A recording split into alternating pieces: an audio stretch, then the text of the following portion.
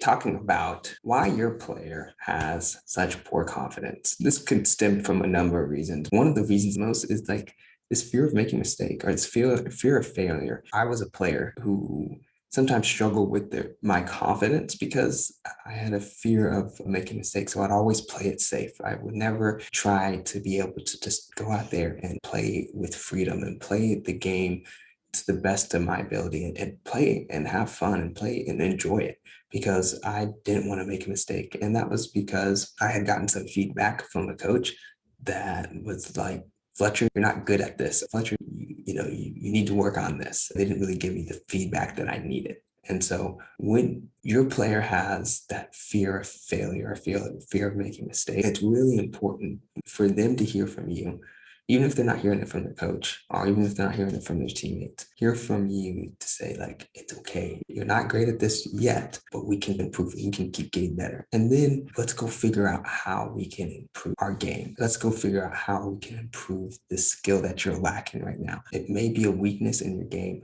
but this is something that you can really get better at. This is something that you can improve at. And it's okay to fail. It's okay to make mistakes. I'll never forget my own experience when learning how to juggle. It took forever. Even there was a goalie on our team who was a better juggler than me. And the longest time I really resisted to the point where I really had nothing else to do. And I was like, okay, let me just start juggling. And it didn't matter that I kept failing, but I put the time. I couldn't get 20. I finally hit 20. Couldn't hit 50. Finally hit 50. Then got to 100.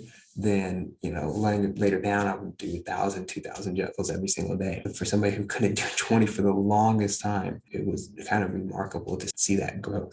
It came to moving past that fear of failure, that fear of making a mistake. You have to help your player to understand that failure isn't final. It's all about how you're going to choose to respond from this. So if you're a parent and you're listening to this, help your players to understand that, it's okay if you make mistakes. It's okay that you may not be where you want to be yet. But what can we do? How do we move forward? We don't just sit and we don't wallow. We don't just say, it's unfair how the coach is treating me. It's all about how we move forward past that.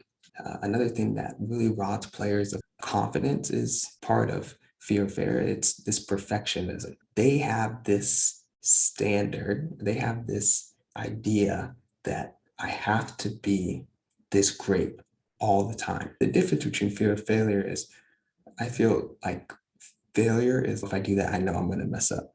Perfectionism is this is the standard that I'm at. This is what people expect of me. And they start putting that pressure on themselves. Like, I've been the best scorer on every one of my teams. I've been the fastest player on my team. They feel like they just have to be perfect. They have to be exceptional all the time. For them, really hard for them to hold on to it. If I'm not perfect, then what's the point? So they start losing confidence. They start putting so much pressure on them that they become like a wreck. And I see it in players. And it's a slight distinction from making a mistake.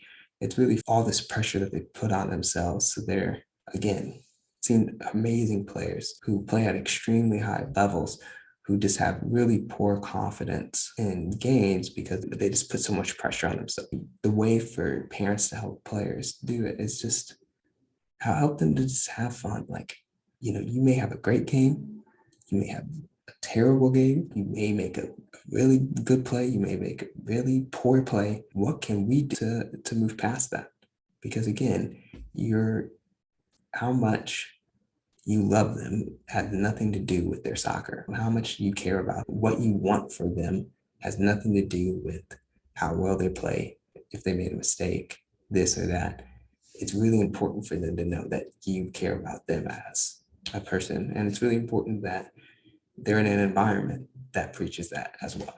Finally, I would say when players have low confidence is when they're not prepared for the level that they're at. They feel like, wow, this level is way too high for me. And I know I've been in environments and that is something that I feel like is one of the easiest to work on. And that just comes from preparation. A lot of times players don't prepare for the level that they're trying to play at. And they end up being turned away or they end up not playing with the confidence that they want to, they're not ready for it. You're not going to be ready for it if you haven't put in the work, if you haven't put in the time.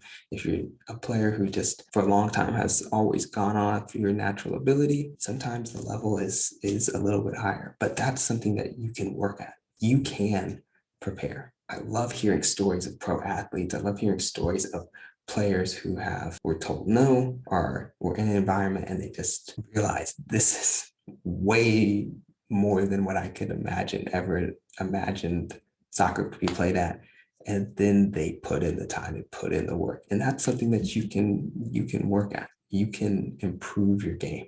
All players can feel like there's another level that I can always get to. So those are like the three main ways I've seen players be robbed of their confidence. If you have more, if maybe your player has something else that robs them of their confidence, go ahead, let me know down below. Comment, and again, feel free to send me a message.